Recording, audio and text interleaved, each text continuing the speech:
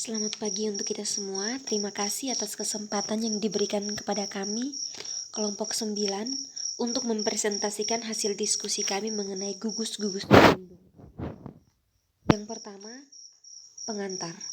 Gugus pelindung adalah gugus fungsi yang digunakan dalam suatu reaksi kimia untuk melindungi gugus tertentu supaya tidak ikut bereaksi dengan preaksi atau pelarut selama proses sintesis. Syarat sebuah gugus pelindung yaitu yang pertama, mudah dimasukkan dan dihilangkan. Yang kedua, resisten terhadap reagen yang akan menyerap gugus fungsional yang tidak terlindung. Yang ketiga, sedapat mungkin resisten terhadap varietas yang luas dari reagen lain.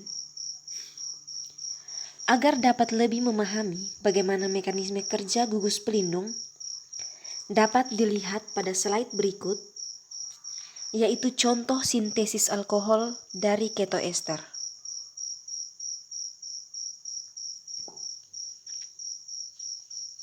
Pada sintesis alkohol dari ketoester, transformasi keseluruhan yang dibutuhkan dari ester menjadi alkohol primer dalam mereduksi eter dibutuhkan LiAlH4. Tetapi, hal itu akan mereduksi keton yang tidak diinginkan, di mana pada analisis itu dapat kita lihat ada dua gugus fungsi, yaitu gugus ester dan gugus keton. Tetapi, untuk menghasilkan alkohol primer, kita hanya membutuhkan gugus ester.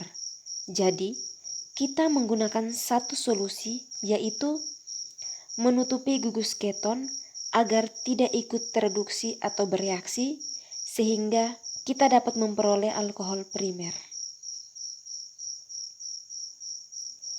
Untuk mengatasi keton tidak ikut bereaksi, salah satu caranya yaitu menggunakan gugus pelindung sebagai molekul penutup gugus keton.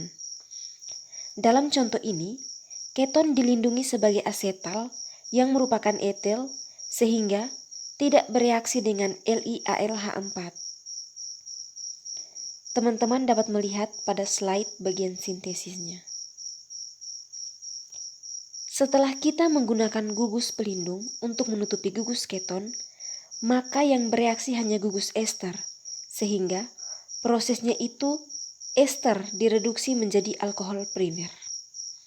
Setelah direduksi menjadi alkohol primer dengan bantuan LiAlH4, keton yang kita gunakan gugus pelindung sebagai penutupnya, dapat kita hilangkan gugus pelindungnya, sehingga pada hasil akhir tetap diperoleh keton. Yang berikut, senyawa 4, yaitu senyawa salbutamol, melalui reaksi brominasi, di mana pada reaksi brominasi itu terjadi diskoneksi pada ikatan C dengan Br.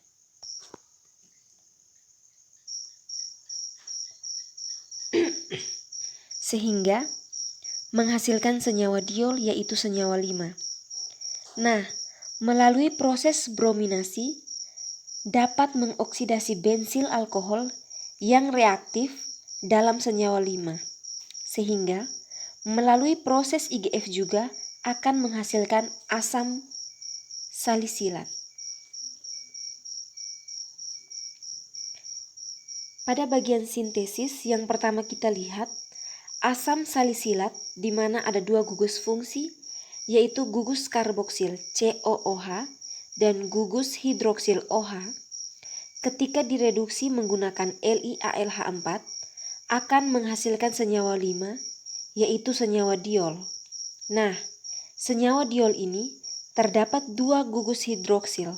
Ketika kita ingin mensintesis salbutamol, kedua gugus ini diusahakan untuk tidak ikut bereaksi.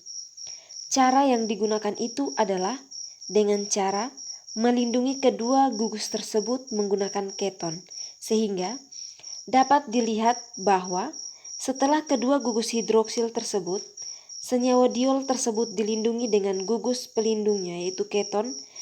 Ketika ditambahkan dengan Br2, kedua gugus fungsi tersebut tidak ikut bereaksi.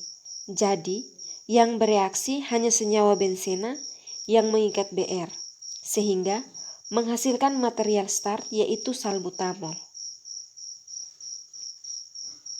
Yang berikut,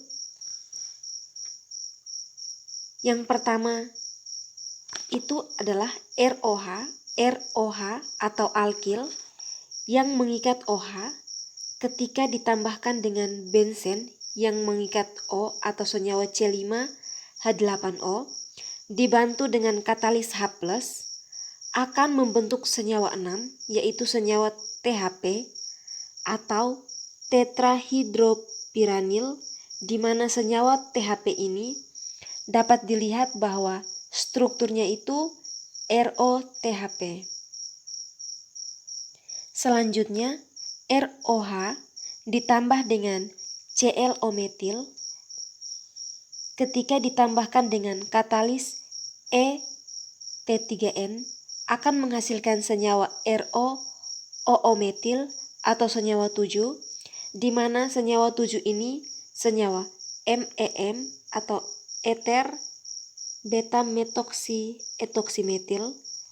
Selanjutnya akan menghasilkan senyawa 8, di mana gugus pelindung THP telah digunakan di dalam reagen untuk sinton senyawa 8, sehingga gugus OH yang terbuka akan bereaksi memberikan ester siklik.